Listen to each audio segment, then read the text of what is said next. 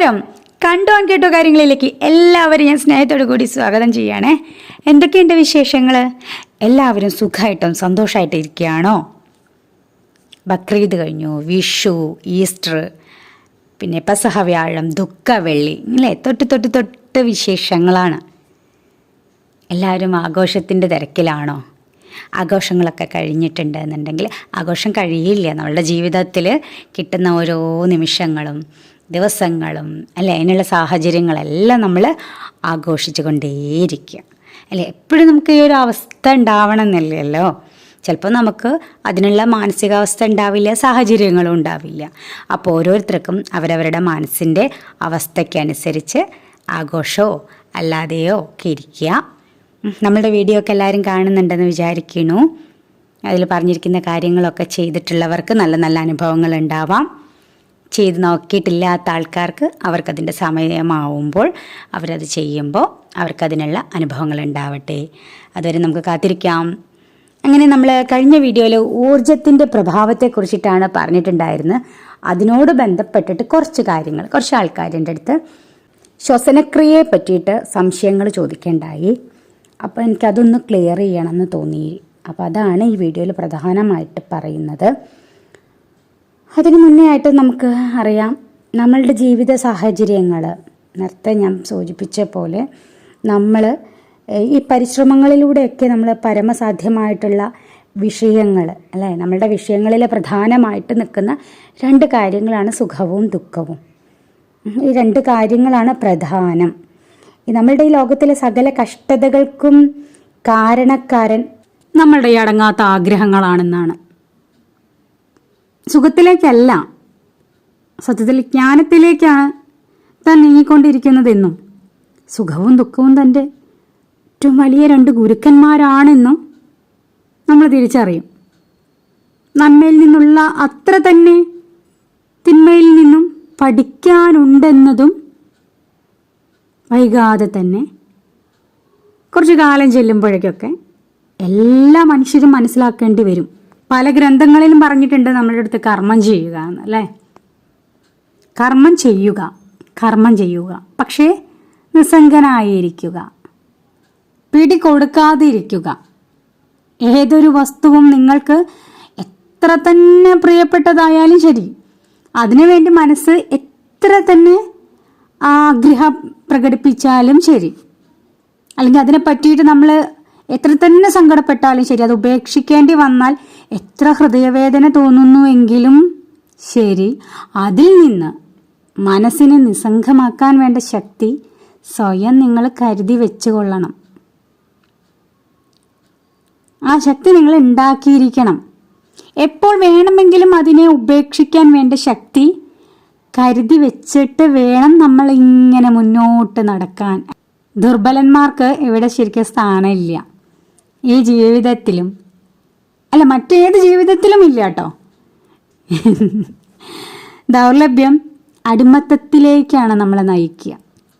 ദൗർബല്യവും കായികവും മാനസികവുമായ എല്ലാത്തരം കഷ്ടപ്പാടുകളിലേക്കും ഓരോരുത്തരെയും നയിക്കുന്നു.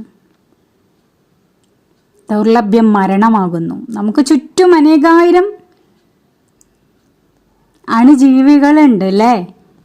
എന്നാൽ നാം വളരെയധികം നിസ്സംഗരായിട്ടും ബലഹീനരായിട്ടും മാറുകയാണ്. ശരിക്കും പറഞ്ഞാൽ നമ്മളെല്ലാവരും യാചകരല്ലേ. നമുക്കൊക്കെ എന്ത് ചെയ്താലും അതിനൊക്കെ ഒരു പ്രതിഫലം വേണം. അങ്ങനെ നോക്കുമ്പോൾ നമ്മളൊക്കെ കച്ചവടക്കാരല്ലേ. നാം ജീവിതം കൊണ്ട് കച്ചവടം നടത്തുകയാണ്. അല്ല, പ്രേമത്തെ പോലും കച്ചവട വസ്തുവാക്കി മാറ്റി വെച്ചിരിക്കുകയാണ്. നിങ്ങൾ കച്ചവടത്തിനാണ് വന്നിരിക്കുന്നതെങ്കിൽ ഇതൊരു കൊള്ളലിൻ്റെയും കൊടുക്കലിൻ്റെയും കാര്യമാണെങ്കിൽ ജീവിതം അല്ലെങ്കിൽ ക്രയവിക്രയത്തിൻ്റെ നിയമങ്ങൾക്ക് വഴിപ്പെട്ടുകൊള്ളണം നിങ്ങൾ. അതിന് നല്ല കാലവും ചീത്ത കാലവും ഉണ്ട്. വിലയ്ക്ക് ഏറ്റക്കുറച്ചിലുകൾ ഉണ്ടാവാറില്ലേ. കച്ചവടത്തിൽ എപ്പോഴും ജയപരാജയങ്ങളുണ്ടാവും, തകർച്ചകളുണ്ടാവും. അത് പ്രതീക്ഷിച്ചിട്ട് വേണം നമ്മൾ മുന്നോട്ട് പോവാൻ. അത് കണ്ണാടിയിൽ നോക്കുന്നത് പോലെയാണ്. നിങ്ങളുടെ മുഖം ഉള്ളതുപോലെ അവിടെ നമുക്ക് കാണാൻ പറ്റും അല്ലേ. നമുക്ക് നമ്മളെ തന്നെ കാണുന്നത് പോലെ നമ്മളിപ്പോൾ അത് എന്ത് ഗോഷ്ടി കാണിച്ചാലും കണ്ണാടിയിൽ അത് കാണില്ലേ? നിങ്ങൾ ചിരിച്ചിട്ടുണ്ടെങ്കിൽ കണ്ണാടിയുടെ ഉള്ളിൽ നമ്മളിങ്ങനെ ചിരിച്ചുകൊണ്ടിരിക്കും, അല്ലെങ്കിൽ ചിരി ഉണ്ടാവും. ഇതാണ് ക്രയവിക്രയം, കൊള്ളലും കൊടുക്കലും. നമ്മൾ എങ്ങനെയാണ് ഈ പിടിയിലൊക്കെ പെട്ടു പോകുന്നത്? എങ്ങനെയാ? നാം കൊടുക്കുന്നതല്ല നമ്മെ പിടിക്കുന്നത്, പിന്നെന്താണ്? കൊടുക്കുന്നതിന് പകരം പ്രതീക്ഷിക്കുന്നത്. നമ്മുടെ സ്നേഹത്തിന് പകരം നമുക്ക് സ്നേഹമാണോ ലഭിക്കണേ? അല്ല, ദുഃഖമാണോ ലഭിക്കണേ? നാം സ്നേഹിക്കുന്നു എന്ന വസ്തുതയല്ല ഈ ദുഃഖമുണ്ടാക്കുന്നത്, നാം പകരം സ്നേഹം ആവശ്യപ്പെടുന്നു എന്നുള്ളതാണ്. ആവശ്യമൊന്നുമില്ലാത്തടത്ത് ദുഃഖവും ഇല്ല. ആഗ്രഹം, ആവശ്യം, അല്ലേ? ഇതൊക്കെയാണ് സമസ്ത എല്ലാ ദുഃഖങ്ങളുടെയും മൂലകാരണം. ഈ ആഗ്രഹങ്ങളും ആവശ്യങ്ങളുമാണ്. ആഗ്രഹങ്ങൾ ജയപരാജയ നിയമങ്ങൾക്ക് വിധേയമാണ്. നമ്മുടെ ഈ ആഗ്രഹങ്ങൾ ദുഃഖത്തെ ഉണ്ടാക്കുകയാണ് ചെയ്യണം, അല്ലേ? ഉണ്ടാക്കിയേ പറ്റൂ. അതിനാൽ യഥാർത്ഥ വിജയത്തിൻ്റെ, യഥാർത്ഥമായ സുഖത്തിൻ്റെ, സന്തോഷത്തിൻ്റെ മർമ്മം എന്താണെന്നറിയോ? പ്രതിഫലം ആവശ്യപ്പെടാതെ തികച്ചും നിസ്വാർത്ഥമായ മനുഷ്യനാവുക എന്നതാണ് ഏറ്റവും വലിയ വിജയം. ജീവിതത്തിൽ നിസ്വാർത്ഥതയുള്ള മനുഷ്യരെല്ലാം വഞ്ചിക്കപ്പെടുന്നതായും ദ്രോഹിക്കപ്പെടുന്നതായിട്ടും കാണുന്നുണ്ടാവും, അല്ലേ? അതുകൊണ്ട് ഇത് സാധ്യമാണോ എന്നുള്ളൊരു ചോദ്യം വരാം. നമുക്ക് ഉള്ള പാഠങ്ങളും പഠനങ്ങളും അനുഭവങ്ങളും കാഴ്ചകളും ഒക്കെ അങ്ങനെ തന്നെയാണ്. ക്രിസ്തു സ്വാർത്ഥരഹിതനായിരുന്നു, എങ്കിലും അദ്ദേഹം ക്രൂശിക്കപ്പെട്ടു. ലോകത്തെ ഇളക്കി മറിക്കുവാൻ തക്ക ഇച്ഛാശക്തിയോടുകൂടിയ ഒരുപാട് ഗംഭീര ആത്മാക്കൾ നമ്മളുടെ ഈ ലോകത്തുണ്ടായിരുന്നിട്ടുണ്ട്, അല്ലേ? അവർ അനേക ജന്മങ്ങളിലൂടെ എല്ലാം അറിയുന്ന ആളാകുന്നു, സർവജ്ഞനാകുന്നു. എന്തുമാത്രം സർവജ്ഞർ ഉണ്ടായിരുന്നിട്ടുണ്ട് നമ്മളുടെ ഈ ലോകത്ത്, അല്ലേ? ഇനിയും ഉണ്ടാകുമെന്നും ഭാവി യുഗങ്ങളിൽ ലക്ഷക്കണക്കിന് ആളുകൾ ഉണ്ടാകുമെന്നും ഞാൻ വിശ്വസിക്കുന്നുണ്ട്. ഉരകല്ലിൽ അഗ്നി എന്നതുപോലെ ജ്ഞാനം മനസ്സിൽ സ്ഥിതി ചെയ്യാണ്. അതിനെ വെളിയിൽ കൊണ്ടുവരുന്ന സംഘർഷണം ആണ് അറിവ്. മനുഷ്യനിൽ സ്വതസിദ്ധമായിട്ടുള്ളതാണ് ഈ ഒരു അറിവെന്ന് പറയുന്നത്. ഇതിനൊക്കെ നമ്മൾ തിരിച്ചറിയുന്നുണ്ടല്ലോ. ഈ ഒരു അറിവും വെളിയിൽ നിന്ന് വരുന്നൊരു കാര്യമല്ല, എല്ലാം എല്ലാവരുടെയും ഉള്ളിൽ തന്നെയുണ്ട്. ഒരു മനുഷ്യൻ അറിയുന്നു എന്ന് പറയാറുള്ളത് ശരിക്കും മനഃശാസ്ത്ര ഭാഷയിൽ, മനഃശാസ്ത്രത്തിൻ്റെ ഒരു ഭാഷയിൽ പറയുകയാണെങ്കിൽ അയാൾ മറനീക്കി കണ്ടെത്തുന്നു എന്നാണ് പറയേണ്ടത്. മനുഷ്യാത്മാവ് അന്ധജ്ഞാനഘനിയാകുന്നു എന്നൊക്കെ പറയാം. അതിന്മേലുള്ള ആവരണം നീക്കിക്കളഞ്ഞ് യഥാർത്ഥത്തിൽ കണ്ടെത്തുന്നതിനെയാണ് ഒരാൾ പഠിക്കുന്നു എന്ന് നാം പറയാറുള്ളത്. പണ്ട് ന്യൂട്ടൻ ആകർഷണ ശക്തി കണ്ടുപിടിച്ചു എന്ന് നമ്മൾ പറയാറില്ലേ? അത് ന്യൂട്ടനെ കാത്തുകൊണ്ട് വല്ല മൂലയിലും ഒളിച്ചിരിക്കുമായിരുന്നോ ഈ പറയുന്ന കാര്യങ്ങൾ? അല്ല, അത് അദ്ദേഹത്തിൻ്റെ മനസ്സിൽ തന്നെ ഉണ്ടായിരുന്നതായിരുന്നു. കാലം വന്നപ്പോൾ അത് അദ്ദേഹത്തിന് ഒരു നിമിത്തമായി. ലോകത്തിൽ ഇന്നേ വരെ ഉണ്ടായിട്ടുള്ള ജ്ഞാനം മുഴുവൻ മനസ്സിൽ നിന്നും വന്നിട്ടുള്ളതാണ്. ജഗത്തിനെ, അല്ലേ, ഈ ലോകത്തെ സംബന്ധിച്ച അനന്തമായ ജ്ഞാനമെല്ലാം നിങ്ങളുടെ മനസ്സിലുണ്ട്. നിങ്ങളുടെ മനസ്സിനെ സ്വയം പഠിക്കാൻ ഒരു സൂചന നൽകുന്ന അല്ലെങ്കിൽ സന്ദർഭം സൃഷ്ടിക്കുന്ന ഒന്ന് മാത്രമാണ് ഈ ബാഹ്യ പ്രപഞ്ചം എന്ന് പറയുന്നത്. പഠന വിഷയം എപ്പോഴും സ്വന്തം മനസ്സ് തന്നെയാണ്. ആപ്പിൾ പഴത്തിൻ്റെ പതനം ന്യൂട്ടന് ഒരു സൂചകമായി, അല്ലേ, അല്ലെങ്കിൽ സൂചനയായ പോലെ. അതിനെ തുടർന്ന് അദ്ദേഹം സ്വന്തം മനസ്സിനെ പഠിച്ചു. മനസ്സിൽ മുമ്പുണ്ടായിരുന്ന അറിവിൻ്റെ കണ്ണികളെ ഒരു പുതിയ ക്രമത്തിൽ അദ്ദേഹം അടുക്കി പെറുക്കി നോക്കി. അപ്പോഴാണ് അവയ്ക്കിടയിൽ നിന്ന് ഒരു പുതിയ കണ്ണി അദ്ദേഹം കണ്ടെത്തുന്നത്. ഇത്രയേ ഉള്ളൂ. ഇതിനെയാണ് നമ്മൾ ആകർഷണ നിയമം എന്നൊക്കെ വിളിച്ചിരുന്നത്, അല്ലെങ്കിൽ വിളിക്കുന്നത്. ആ നിയമം ആ വീണ പഴത്തിലോ ഭൂമിയുടെ കേന്ദ്രത്തിൽ വലതിലുമോ ആയിരുന്നില്ല. അതിനാൽ ജ്ഞാനം മുഴുവൻ ലൗകികമായും ആധ്യാത്മികമായാലും മനുഷ്യൻ്റെ മനസ്സിൽ തന്നെയാണ് നടക്കുന്നത്. എന്നാൽ വളരെ ആളുകളുടെയും കാര്യത്തിൽ അത് കണ്ടെത്തപ്പെടാതെ മൂടിക്കിടക്കുകയാണ് ചെയ്യുന്നത്. അവയെ നമ്മൾ ഈ മറ അങ്ങ് നീക്കി, അല്ലെങ്കിൽ ഇതിനെ നീക്കപ്പെടുമ്പോൾ അതിനെയാണ് നാം പഠിക്കുന്നു എന്ന് പറയുന്നത്. ഈ പറയുന്ന മൂടുപടം അല്ലെങ്കിൽ ഈ ഒരു ആവരണം എത്രത്തോളം നീങ്ങുന്നുവോ അത്രത്തോളം അറിവിന് അഭിവൃദ്ധി ഉണ്ടാകുന്നു. ഏതൊരാളിൽ നിന്ന് ഈ മറ മാറി തുടങ്ങിയിരിക്കുന്നുവോ അയാൾ കൂടുതൽ അറിവുള്ളവനാകുന്നു.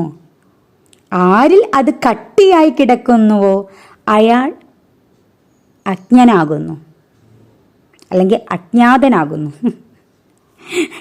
രണ്ടർത്ഥമാവോ?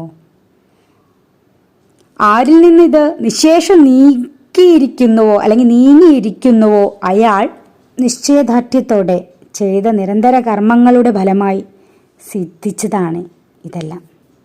ബുദ്ധനോ ക്രിസ്തുവിനോ ഉണ്ടായിരുന്നത് പോലുള്ള ഗംഭീര മനഃശക്തിയൊന്നും ഒരു ജന്മം കൊണ്ട് സമ്പാദിക്കാവുന്നതല്ല. എന്തെന്നാൽ അവരുടെ പിതാക്കന്മാർ ആരായിരുന്നു എന്ന് നമുക്ക് നല്ല അറിവുണ്ട്. മനുഷ്യ സമുദായത്തിൻ്റെയൊക്കെ നന്മയ്ക്കായി ഒരിക്കലെങ്കിലും ഒരു വാക്ക് ആ പിതാക്കന്മാർ പറഞ്ഞിരുന്നതായിട്ട് അറിവില്ല. ബുദ്ധനും യേശുവും ലോകത്തിൻ്റെ മേൽ ക്ഷേപിച്ച ഗംഭീര മനഃശക്തി എവിടെ നിന്നാണ് വന്നിട്ടുള്ളത്? അവർക്കിത് എവിടെ നിന്നാണ് കിട്ടിയത്? ഈ ശക്തി സമാഹാരം എവിടെ നിന്നായിട്ട് ഉണ്ടായത്? അത് പണ്ടേ ഉണ്ടായിരുന്നിരിക്കണം അല്ലേ? പല യുഗങ്ങളിൽ കൂടി വളർന്നൊടുവിൽ ഒരു ബുദ്ധൻ്റെയോ ക്രിസ്തുവിൻ്റെയോ രൂപത്തിൽ, അല്ലേ, അള്ളാഹുവിൻ്റെയോ രൂപത്തിൽ ലോകത്ത് പെട്ടെന്ന് വെളിപ്പെട്ടു.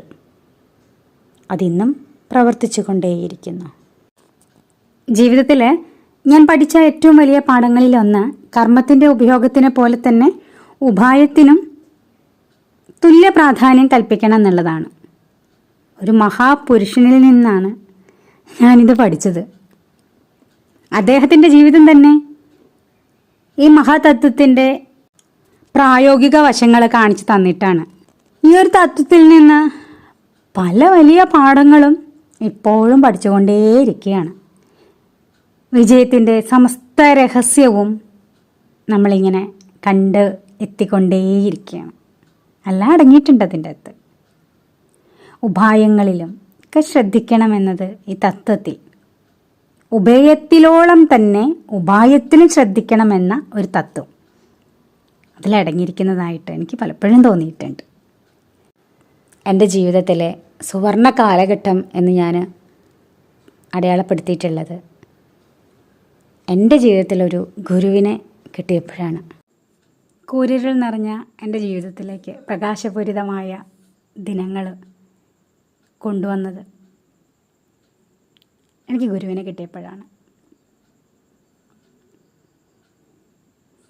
അപ്പം ഞാൻ എൻ്റെ വീഡിയോ കാണുന്ന എല്ലാവരുടെ അടുത്തും ഞാൻ ഹൃദയം നിറഞ്ഞ് പറയുകയാണ്, ആർട്ട് ഓഫ് ലിവിങ്ങിൻ്റെ കോഴ്സുകൾ ചെയ്യാൻ പറ്റുന്നവരൊക്കെ ചെയ്യാം. അത് ജീവിതത്തിൽ നിങ്ങൾക്ക് പുതിയൊരു അനുഭവം ആണ് ഉണ്ടാക്കി തരിക. നിങ്ങളുടെ കാഴ്ചപ്പാടുകളൊക്കെ മാറും. നമ്മളുടെ ഫ്രെയിമുകളുണ്ടല്ലോ, നമ്മളുടെ ചില ധാരണകൾ, ജീവിതത്തെ പറ്റിയിട്ടുള്ള നമ്മളുടെ ചില ധാരണകളെല്ലാം മാറ്റിമറിക്കുന്ന പലതും ഉണ്ട് അതിൻ്റെ അകത്ത്. പല മിറാക്കിൾസാണ് ഉണ്ട് അതിൻ്റെ അകത്ത്. നമുക്ക് വെറുതെ അത് ചെയ്യാൻ പറ്റും. നമ്മൾ കുറേ കാര്യങ്ങൾ പ്രോമിസ് ചെയ്യുക അല്ലെങ്കിൽ വാഗ്ദാനങ്ങൾ നൽകുന്നതല്ല, നമുക്ക് ജീവിതത്തിൽ അനുഭവത്തിൽ കാണിച്ചു തരിക അല്ലേ. നമുക്കെൻ്റെ ശരീരം തൊട്ടറിയുന്ന പോലെ നമുക്ക് തൊട്ടറിയാൻ പറ്റുന്ന അനുഭവങ്ങളാണ് അതിൻ്റെ അകത്തുള്ള ഓരോ പ്രോസസ്സും.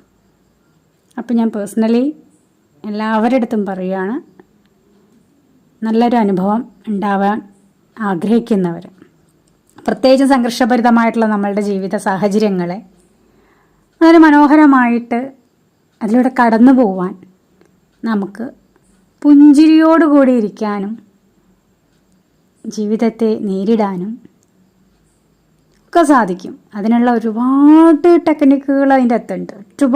ഒരുപാട് ടൂൾസ് തരുന്നുണ്ട്. തീർച്ചയായിട്ടും നമുക്കതൊരു ധൈര്യമാണ്. അല്ലെങ്കിൽ നമുക്കത് തരുന്ന സപ്പോർട്ട് ചില്ലറ കാര്യങ്ങളല്ല. കൂടുതൽ പറയുന്നില്ല, എല്ലാവരും അനുഭവിച്ചറിയുക. പാർട്ട് ഓഫ് ലിവിങ് കോഴ്സുകൾ ചെയ്തുകൊണ്ടോ നമ്മളുടെ ടെലിപ്പതിക്കോ അല്ലെങ്കിൽ ഇതിൽ പറയുന്ന ഓരോ പ്രോസസ്സ്, ധ്യാനം, ഇതൊക്കെ ചെയ്തത് കൊണ്ട് നിങ്ങളുടെ ജീവിതത്തിൽ ഒരു പ്രശ്നവും ഉണ്ടാവില്ല, ഒരു സങ്കടവും ഉണ്ടാവില്ല എന്നുള്ള അർത്ഥമല്ല തരുന്നത്. അങ്ങനെയല്ല പറയുന്നത്. എന്ത് പ്രശ്നങ്ങൾ വന്നാലും നമുക്കതിനെ വളരെ ലാഘവത്തോടെ തരണം ചെയ്ത് പോവാനുള്ള മനസ്സിൻ്റെ ഒരു തലം ഉണ്ടല്ലോ, ആ തലത്തിലേക്ക് നമ്മൾ എത്തിക്കും. അതിൻ്റെ അകത്ത് പല കോഴ്സുകളുണ്ട്. യോഗ, പ്രാണായാമം, മെഡിറ്റേഷൻ, സുദർശനക്രിയ, സഹജ്, സത്സംഗ്, പിന്നെ നോളജ് സെഷനുകൾ, ജ്ഞാനം, ഉപനിഷത്തുകൾ. പ്രാണായാമം കൊണ്ട് മനസ്സിന് സാധാരണ ശക്തി വർദ്ധിപ്പിച്ചെടുക്കാൻ സാധിക്കും. മനസ്സിന് ശരീരത്തിൽ ഏതെങ്കിലുമൊക്കെ ഒരു പ്രത്യേക സ്ഥലത്തൊരു ബിന്ദുവിലെ നമ്മളെ ശ്രദ്ധ കേന്ദ്രീകരിക്കാനുള്ള കഴിവ് ഉണ്ടാക്കിയെടുക്കും. അപ്പോൾ ഇതൊക്കെ നമുക്ക് വളരെ ശക്തമായ സങ്കല്പങ്ങൾ എടുക്കാനൊക്കെയുള്ള, നമ്മൾ പറയില്ലേ, നമ്മൾ ഇമാജിൻ ചെയ്യാൻ, അല്ലെങ്കിൽ നമ്മളുടെ ആഗ്രഹ സാധീകരണത്തിന് വേണ്ടി, ലോ ഓഫ് അട്രാക്ഷൻ, ഇതൊക്കെ ഇതിനൊക്കെ ഒരു ആദ്യത്തെ പടികളാണ് ഇപ്പോൾ ഈ പറയുന്ന കാര്യങ്ങൾ. അതിൽ നമ്മൾ കഴിഞ്ഞ വീഡിയോയിൽ പറഞ്ഞ ശ്വസനക്രിയ, അതിനെക്കുറിച്ച് കുറച്ച് ചോദ്യങ്ങൾ വന്നതുകൊണ്ടാണ് ഞാൻ ഇതിനെക്കുറിച്ച് ഇത്രയും ഡീറ്റെയിൽ ആയിട്ട് പറയുന്നത്. ആർട്ട് ഓഫ് ലിവിങ്ങിൽ സുദർശനക്രിയ എന്ന് പറയുന്ന പ്രോസസ്സിനെ കുറിച്ചിട്ട് വളരെ വ്യക്തമായിട്ട് പറഞ്ഞു തരാൻ പോലും പറ്റില്ല. അത് എക്സ്പീരിയൻസ് ചെയ്യാനുള്ള മഹാഭാഗ്യം നിങ്ങൾക്ക് ഓരോരുത്തർക്കും ഉണ്ടാവട്ടെ എന്നാണ് ഞാൻ ആഗ്രഹിക്കുന്നത്. ഇനിയിപ്പോൾ ഇത് പറഞ്ഞു വരുമ്പം എന്താണ് പ്രാണായാമം എന്ന് ചോദിക്കും. പ്രാണായാമം എന്ന് പറയുന്നത് ശരിയായിട്ടുള്ളൊരു രീതിയിൽ അഭ്യസിക്കേണ്ട കാര്യങ്ങളാണ്.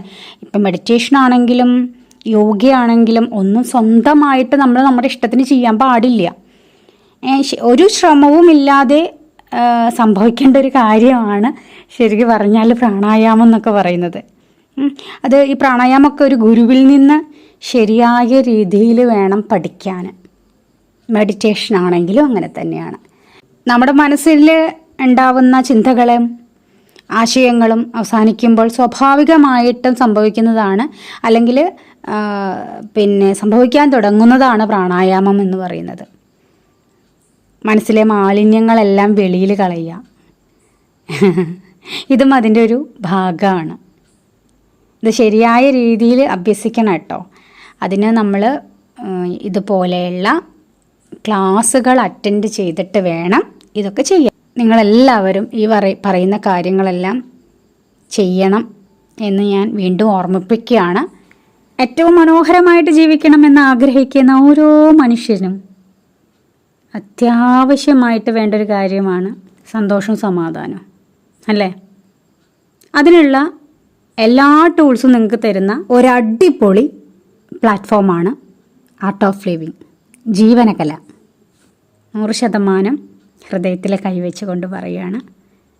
എനിക്ക് ഏറ്റവും പ്രിയപ്പെട്ട നിങ്ങളോട് പറയാനുള്ളത്, മനോഹരമായിട്ടുള്ള ജീവിതാനുഭവങ്ങൾ നിങ്ങളുടെ പ്രിയപ്പെട്ടവരിലേക്ക് എത്തിക്കുവാൻ നിങ്ങൾക്ക് ഏറ്റവും നല്ല അനുഭവങ്ങൾ ഉണ്ടാവട്ടെ എന്ന് ഞാൻ ആത്മാർത്ഥമായിട്ട് ആഗ്രഹിക്കണു, പ്രാർത്ഥിക്കണു, ആശംസിക്കണു.